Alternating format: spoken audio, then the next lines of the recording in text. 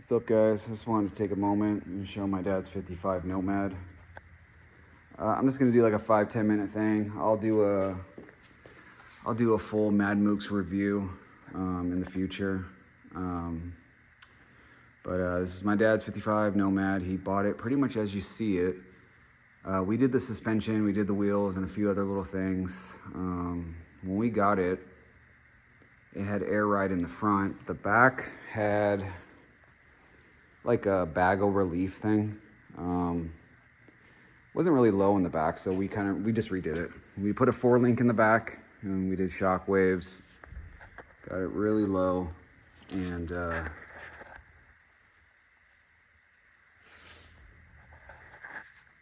not dumped in the front, so it actually goes lower than what it is. We like all that stuff. I know people, a lot of people don't like air ride.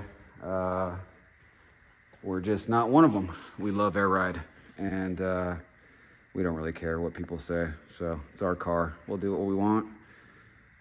This car is badass. So if you don't like it, oh well. Oddly enough, I like stock cars too. So I'm like complete opposite sides of the spectrum. I like totally slammed or totally stock. Anything in between just doesn't excite me. I'm not into Kraggers, and I'm not into all that stuff, but I mean, the cars are cool, they're not like, it's not like I think the cars are ugly, but to me, stock Nomads are beautiful. Slammed Nomads are badass. Simple as that. Two different emotions. So yeah, the color, we actually don't know the color. It's a custom blend, and we bought the car from a consigner, and we think it was a C5 Corvette blue with a custom kind of mix, but we aren't for sure. It's a really nice blue. People usually comment on the color first. Not really the best lighting to show the blue right here, but when it's out in the sun, man, it's really nice. And the roof has pearl in it. I don't know if you can see that. I like the roof. I'm not really into like bright white, Arctic white, but the pearl makes it cool. So, wheels, Budnick's Fontana. Bare brakes, all 4 corners. Under the motor, which I can't show because the hood hinge is messed up right now. So it's an LT1 supercharged, and it's a 4L80E transmission. It's not a show car. It's just a really nice driver, and we love it, man. This thing has been the poster boy for my business since I started in 2010. Always had it on the website. When people think of my company, this is the car they think about. It's my dad's car. It's not my car. And he's a rare breed. He's 77 years old, and he loves slammed cars. He had a 57 Nomad back in the 60s, and it was slammed, C-notched, tunneled. He brags to this day as the lowest Nomad in Southern California, and it probably was, judging by the pictures. Smoothie bumper.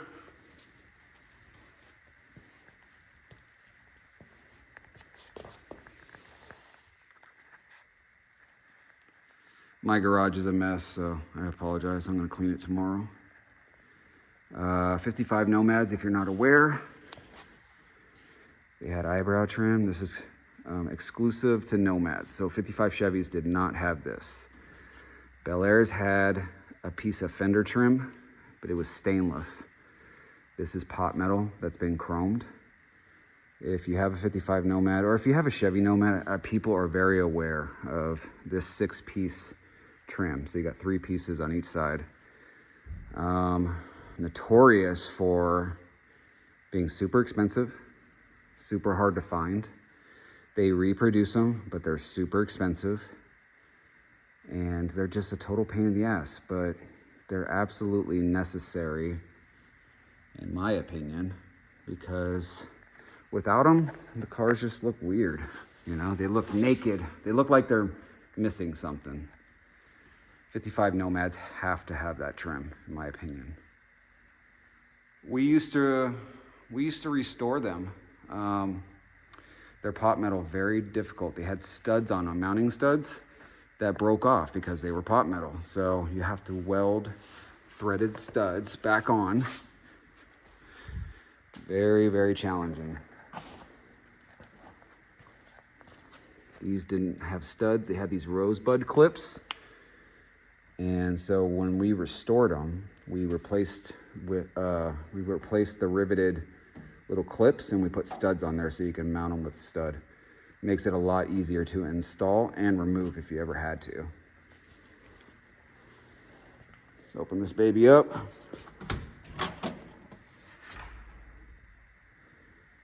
So first of all, stainless door sills. This is a MadMooks product, Tri-5 Chevys. Pretty cool. 14 gauge polished stainless. We saw them in brushed stainless also. And of course, our stainless door strikers. CNC machined, billet stainless. Not billet aluminum, billet stainless. Very, very cool. We'll work on 55 to 62 General Motors, with exception to a few makes and models. But these will work on 95% of the cars out there for 55 to 62 General Motors. Very, very, very popular product for my company. Anyways, back to the car. It's just a nice, you know, it's kind of a dated interior. I'm not a fan of the interior. We got it like this, so very dated. It just reminds me of like 1998, 2002 Super Chevy stuff, you know.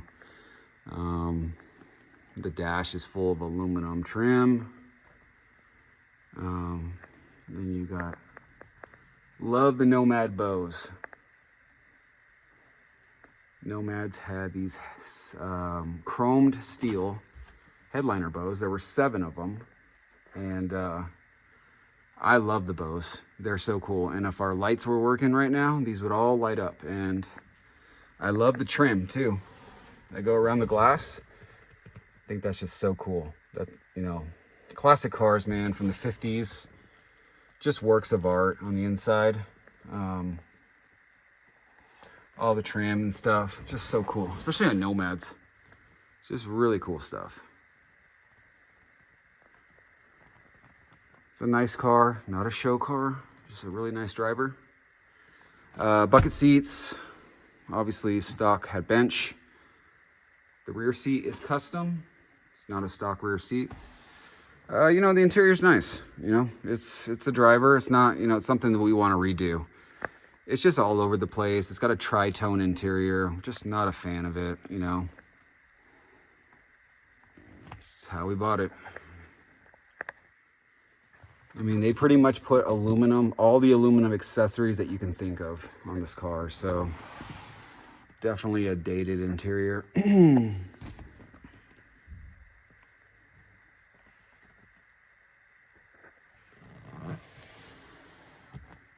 Love the bows. The hardtops are the only ones that had the bows. Hardtops and Nomads. See those door strikers again, man. How cool are those? Very cool. Watch how nice the door shuts. Nice. Of course, the door glass isn't all the way up, so.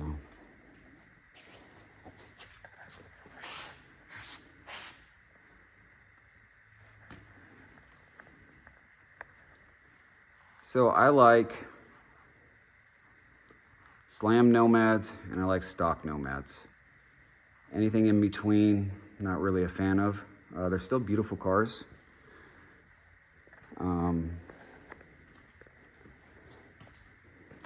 Stock is beautiful. slammed is badass. It's two different emotions, you know. I think stock is so refreshing these days to see, and unfortunately you don't see them a lot anymore. People are just, you know, not into it. I love stock cars.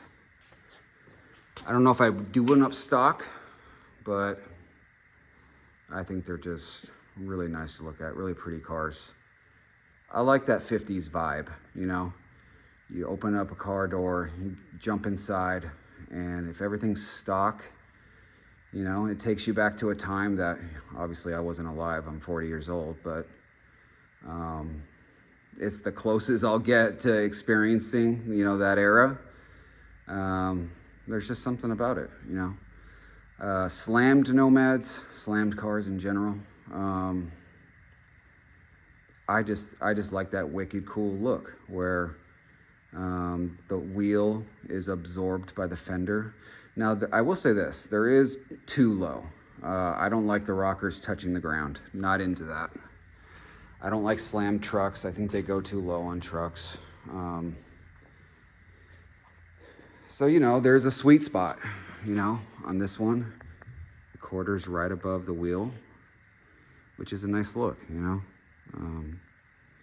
If you have big wheels, you got to be low. I think a lot of people make that mistake. They put big wheels on their car and they don't go low enough.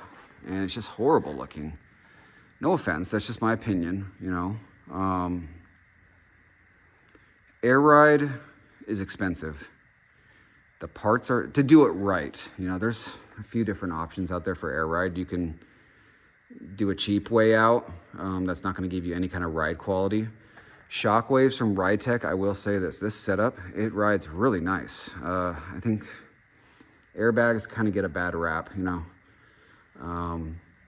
Shockwave, the design that they have patented, it's a great setup, drives great. One of the reasons people get big wheels and they don't go low enough is because, you know, air ride is expensive. If you don't have the skill set to do it yourself, you got to pay someone to do it, and it's expensive, no doubt.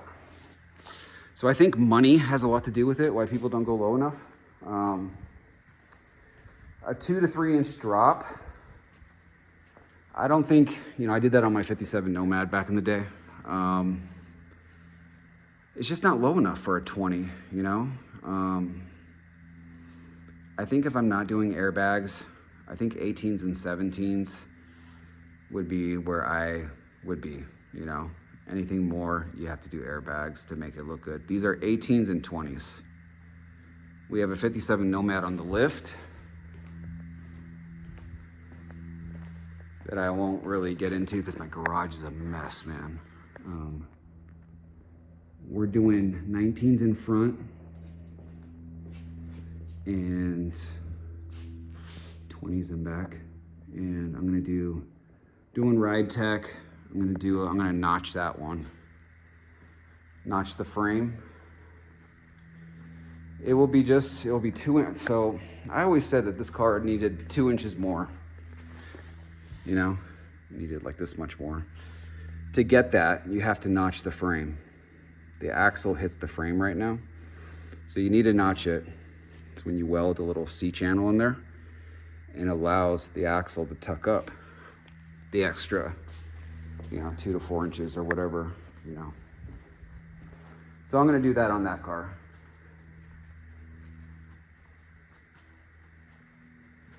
Chevy Nomads, super popular. Seems like everyone has one these days, which is kind of a bummer, you know. When I was 16, I had a Nomad, drove it to high school, 56 Nomad. That was 2001. Kind of like the internet was just getting started a little bit. Not everyone had a Nomad, or at least you weren't aware of it. So much more fun back then if you had a Nomad. These days you go to a car show and there's always a Nomad there. And I just like cars where, you know, I don't want to park next to the same car, you know. So that's my only complaint with the Chevy Nomads. They're so popular. I guess Tri-5s in general. They're so popular, and seems like, I don't want to say I'm getting tired of them, but man, they have gotten to be outplayed. Now, one of the reasons I like stock and slammed is because those seem to be the two styles that you don't see a lot of out there. So those stock and slammed Tri-5s, Nomads, I still get excited when I see those. So that's cool. A little background on Chevy Nomads. Obviously, my company, MadMooks, we're known for... I didn't even show the back end of this car, did I?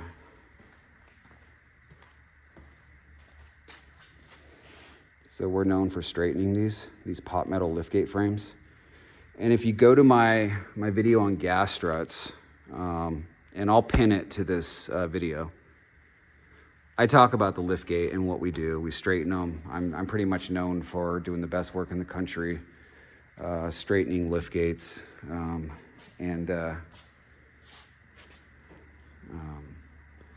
Why the hell did I bring that up? Oh, my company.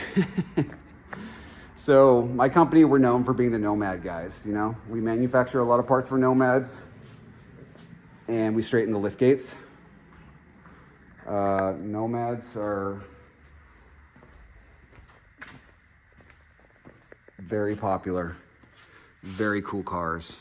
It's the first car I ever loved. And 55, they made about 8,500 of them. If you're not familiar with Nomads, two-door wagon, and they had this forward slanted B-pillar, and everything looks like it's moving forward. Very unique look compared to other station wagons. Other station wagons just don't flow. They just don't flow good, you know? They got lots of posts. They're four doors most of the time, and they just don't have the look of a Nomad. Nomads look like they're going fast in the parked position. You can see the forward slanted B-pillar. Everything's shooting forward. 56 is arguably the best looking Nomad. All three are really cool. 55 has a huge following. 55 Nomads.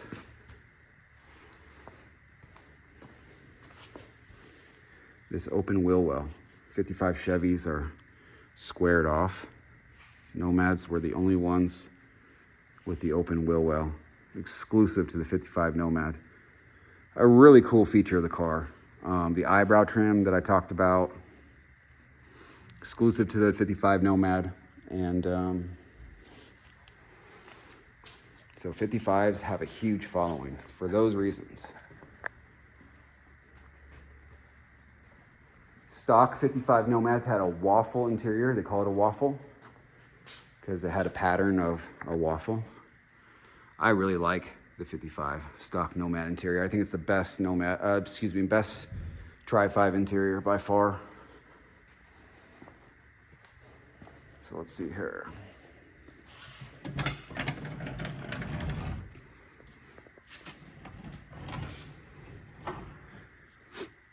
So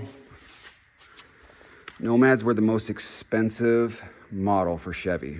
I don't know where a Corvette was, but I'm just talking about like passenger cars.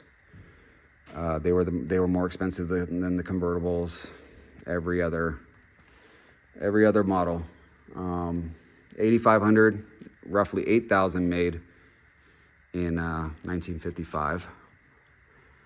But the survival rate. There's a lot of them out there. There was a time where Nomads were rare, hard to find, but that was before the internet. Nomads are not hard to find. They're rare in a relative sense, right? Not hard to find though. Expensive, that's for sure. They have gotten very, very expensive. So the tailgate opens first, liftgate opens second. Not the best way to have access to the cargo area. The Fiesta and Caballero that I show, they had a better setup. Liftgate opened first. You can reach in to the rear seat almost, with the tailgate, you know, closed. So in order to do that on this car, you have to open up the tailgate first. Then you got to open up the lift gate, right? And then you got to close the tailgate. Not really the best design. Cables were a pain in the ass. Of course, those are all MadMooks products right there. We CNC machined those two pieces, the strikers and the guides. Both billet stainless. So we make a lot of stuff. This plate right here, the shiny plate that goes across, we call it the anti-rattle plate. It's a custom design. Eliminates the rattle of the striker plate that's here from the factory. Great part. And the rattle is crazy on these cars. So this is a good part. These gas strut kits that I have to replace, we've had them on there for like 13 years now. 13 years. That's our best seller. So the gas strut and the anti-rattle plate, two are our best sellers. From the factory, they just had, you know, liftgate supports, right? Stock Nomads had cargo deck trim in the back here with a spare tire lid. We manufacture all of that. It's really, man, stock Nomads in the back, really pretty interior. Lots of trim, you know, just really a great car, man. All around, great car. They were a huge hit in when did the Waldorf? 1954, the Waldorf Nomad was basically a Nomad with the Corvette front end. 1954 Corvette front end. Was a huge hit at the Motorama shows. And then, I don't know why this is getting caught up right now. It must have, there's a hook up in the quarter. If it's not fed through it properly, you'll get that. I'll save that for the next video.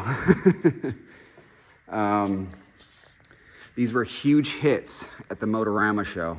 And so these things were special from the get-go, man. This is why the survival rate of Nomads is high, because they were just really special cars. And the Buick Caballero and the Oldsmobile Fiesta that I show, they made more Caballeros and Fiestas than Chevy Nomads in 1957.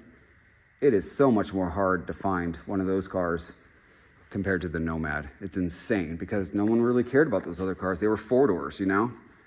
And they just got to be popular about 10, 15 years ago. And finding one that's not super rusty can be a challenge. Nomads, not so much.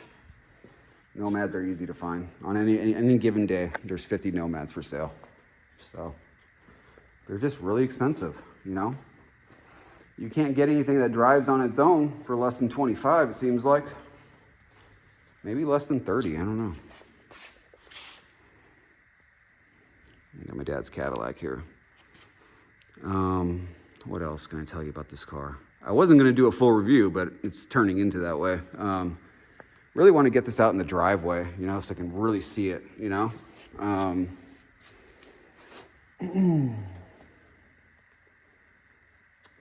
Stock chassis, nothing fancy, you know. Bare brakes, Budnick wheels. One thing I wish they would have done is, and I don't know why Chevy did this, or General Motors, you know. In some of my videos, I talk about how General Motors was so trick with hiding their fuel fills. And 55 is, you know, it's just so ugly on here. And of course, you can get the kits that, you know, hide it behind there. And I wish they would have done that. Whoever built this car, I mean, they did everything the right way. The car's, it's got pretty good body work, you know. It's not perfect, but there's a lot of nice things about this car, like the way they did things, like they did it the right way, you know. All the chrome and stainless is nice, especially the stainless. The eyebrow trim that was restored, they did it correctly. I have experience with all that. And they did it right, you know.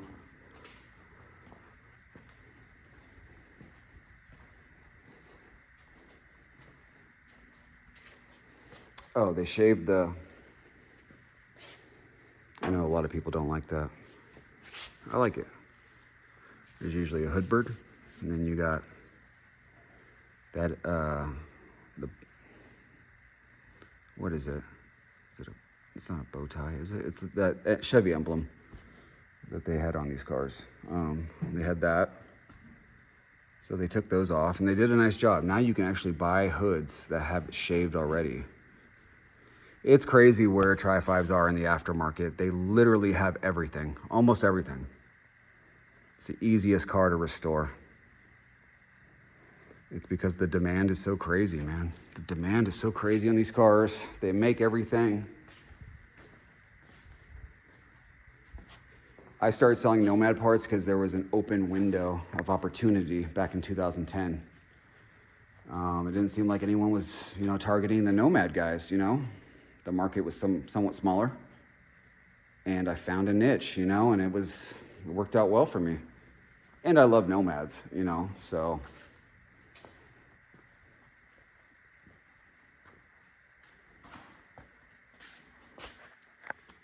I like when they shave this. Obviously, you need windshield wipers, but I like the clean look.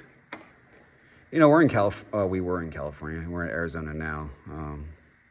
We wouldn't be driving this in the rain, most likely. It would have been cool if this was shaved. I think they make that now, too, because when you remove this, there's a little notch right there. They make it all smooth. Nice dash. Dirty dash. Let's see. Tinted glass. I think it's that smoked. They call it smoked gray. I don't know. It's a little bit darker in the back. I don't know. I like the smoked gray. That's cool. All the chrome. So just a little education. This is called a knuckle buster. Knuckle buster tailgate bar, center tailgate bar, and because it busts your knuckles. So late 55 and early 56, I guess, late 55, they took it down a little bit. They shaved it down so you don't bust your knuckles. So that's something that Nomad guys talk about. They call it the knuckle buster center bar. And they're worth more. I'm not sure why. I wouldn't want it on my car, but, because it actually hurts. I would have done a smoothie bumper in the back. That would have been nice. Excuse me. Lee lenses. I think that's what they're called. Lee lenses. This is solid. So factory was red, and then you had the backup light, the white. So it was like a two-piece lens, two different colors. I do like the Lee lens. Looks really cool.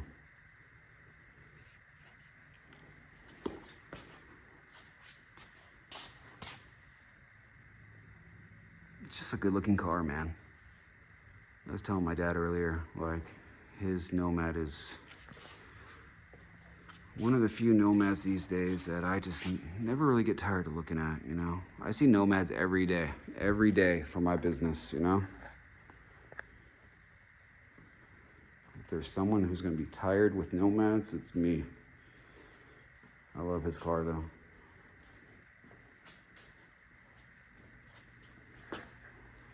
We have a 57, and I had a 56, I sold it. I'll take a video of it before it gets picked up. I just sold it a week ago. It was a project. I just don't have the time. And it was, I gave it away pretty much to a customer of mine who I really like. I gave him a deal. $13,000 for a project, complete car with drivetrain. Man, can't beat that, dude. It's got rust and stuff, but man, 13 grand with a drivetrain that turns over. I think it turns over. It's a really good deal, but it's going to a good home. I like the guy, so no problems with that. And so we have 57 on the lift that I don't really want to show too much of because my garage is a mess. That 57 has a lot of sentimental value to me because every part that I've manufactured has been trial fitted on that car. So door strikers, door seals, cable parts in the back, everything. I mounted it on that 57 before we started production. And that was my test hamster, I guess, if you want to say, or whatever. Also, when I straightened lift gates, I've done about 700 lift gates I've straightened in the past 13, 14 years. And what I do is I straighten the lift gates and I put them on a car. That Nomad has seen probably about 400 lift gates, which is insane. I use the 56 Safari now. I retired the Nomad. And so the car has been the ultimate tool for me, for my business. And it's just got sentimental value. You know, my dad had a 57 back in the 60s, like I said, really low Nomad. And so we're doing air ride on it. It's gonna be really low, somewhat similar to my dad's, just he had Kelsey Hayes wheels. And this one's got intro wheels, 19s and 20s. It's gonna be a really nice car, really cool. So just a car that I'll never sell because of what it's everything for my business, man. It just did so much for me. So I think that's it for now. I was gonna do like a 5-minute video, but you get talking about these cars, you know? Let me know what you think in the comments. I want to get it out in the sun so you guys can see that blue paint, because this video does not do it justice. When that thing's out in the sun, this blue paint is wild, dude.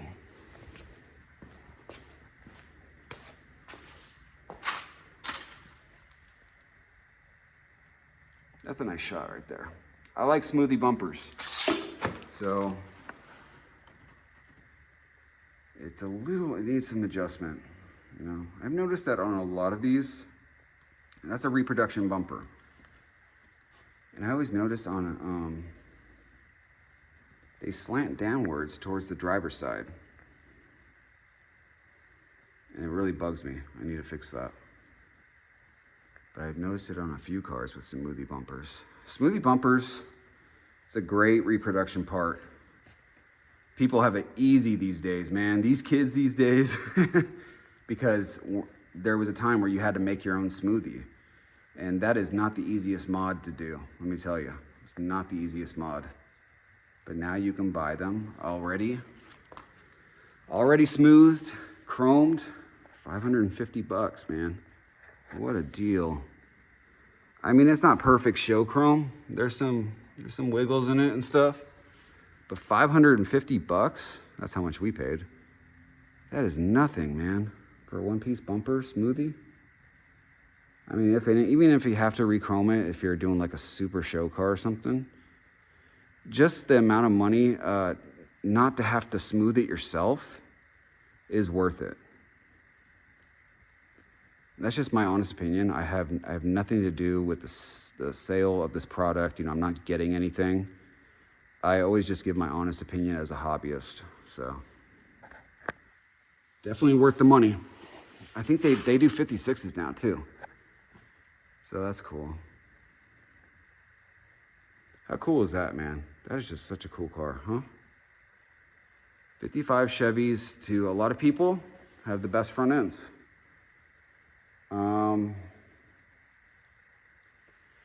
I like 57 the best, you know? I like the gold of a Bel Air.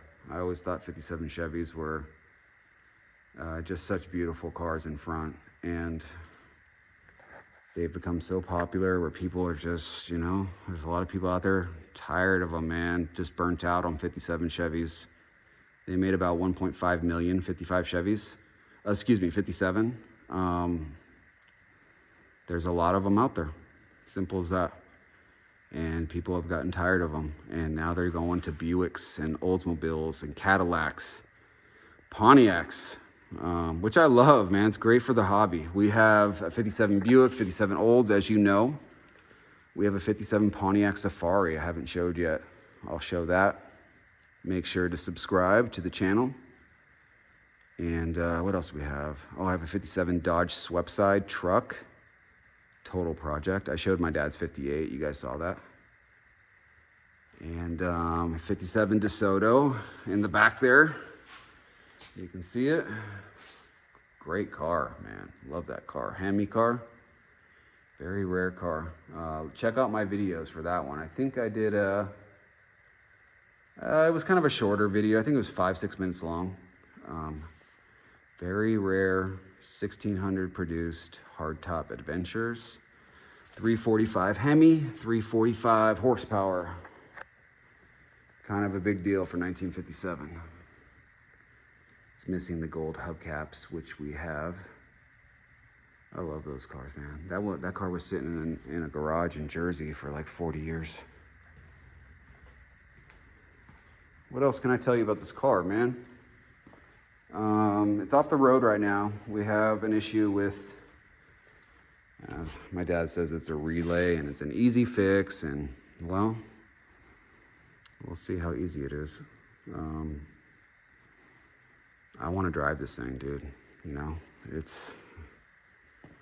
I'm sure someone's going to comment about these. Dude, these things always break off, man. It's a pot metal stud, that's why. I think it's a pot metal stud. Yeah, it is. Just cheap, man. Pot metal, I don't know. I like stainless. The liftgate was restored by me, 2011. It's not my best straightening work, but I just always kept it on there as a reminder where I came from, where I started, all that stuff. So I'll replace it one of these days.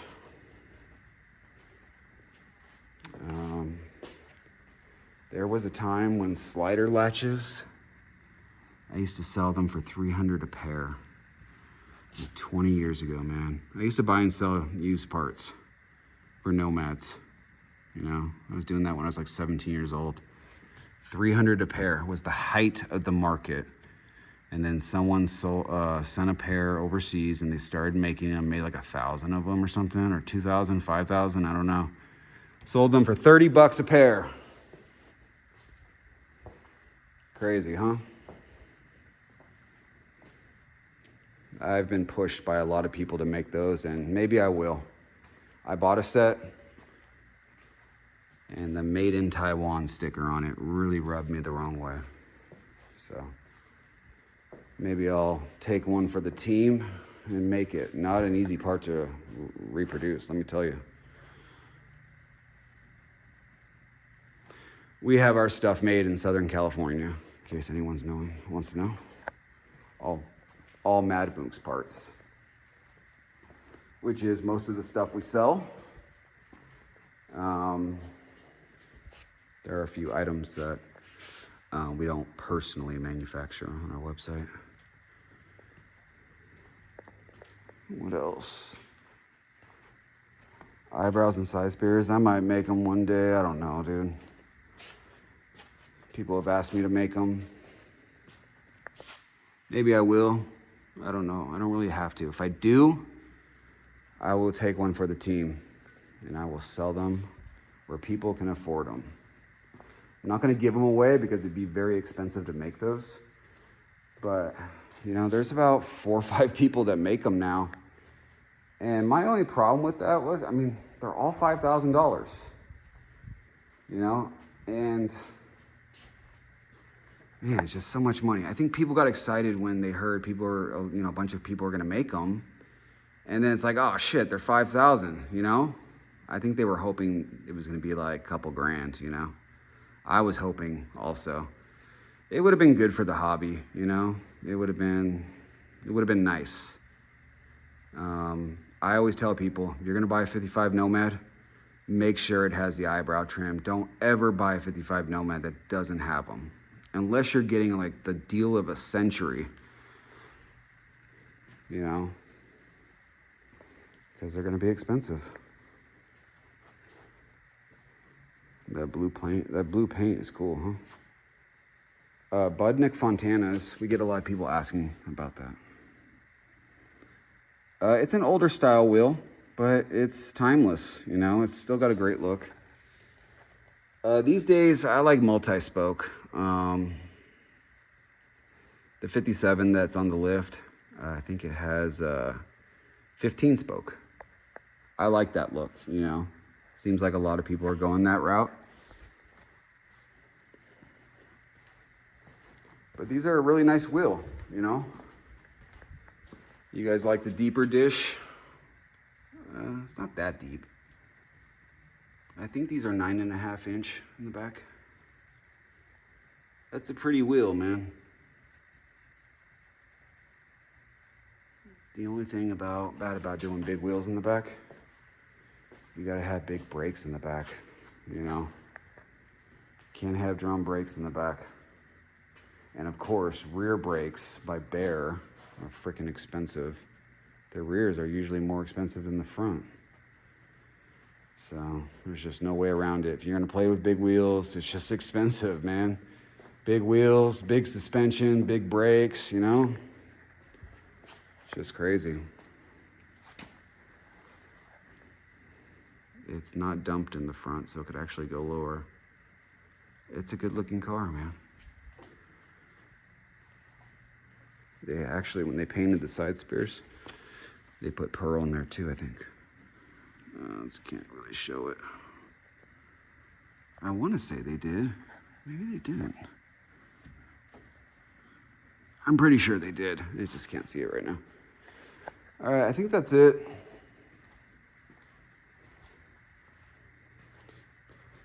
Sorry if I sound out of breath. I just washed my car right before I took this video.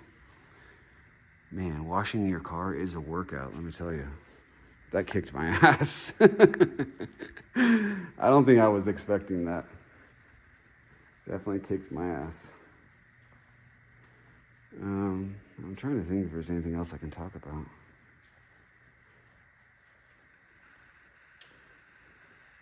No, I think I've covered everything. My favorite Nomad is tough. It changes daily, it seems like. 56 is always going to be a 56, man. It's got the best lines. The trim and the side trim work perfect with the B-pillar, you know? They changed the angle of the paint divider like this. So 56 Chevys usually go like that, paint divider. They made the paint divider on a Nomad like that, and it's perfect with the B-pillar. It was just perfect. The Nomad roof was perfect for that side trim. The two-tone, the trim, no eyesores on that car. So 56 is probably my favorite. My first car was a 56 Nomad. I love 57s, man. My dad's car obviously had a huge impact on my life. When I saw a picture of that car, I fell in love with it. If it wasn't for that picture of that car, I would have bought a 65 Mustang Fastback. That was gonna be my first car. No doubt about it. So in love with the 65 Mustang Fastback. Pony interior, 289, you know? Baby blue would have been dope. But then I look at my dad's 55 Nomad, and it's like, man, I love 55s too, you know? So my taste changes. Roughly 8,000 55s. I think 56 is 7,000 to 8,000, and then 57 is 6,300, I think. A lot of Nomads out there. It was so cool driving my 56 when I was 16 years old. Let me tell you, man, it's so cool. Got it cheap too, out of Wisconsin. Sadly, don't have the car, tore it apart, you know. Real heartbreaker of a story. If you want a Nomad, I suggest you buy one. They're not getting cheaper. They are not getting cheaper, fellas. Unless something happens with the economy or something, you know, something drastic, they're not gonna get any cheaper than they are today. Simple as that. So go out and get one. If you need help looking for one, go to my website, madmooks.com. Send me an email. Dude, I'll help you out. No worries. You know, tons of people with Nomads. They're not too difficult to find. You just got to have the coin. That's the hardest part. All right, fellas, I'm out. I'm tired. Thanks for watching. Hit the subscribe button. Peace.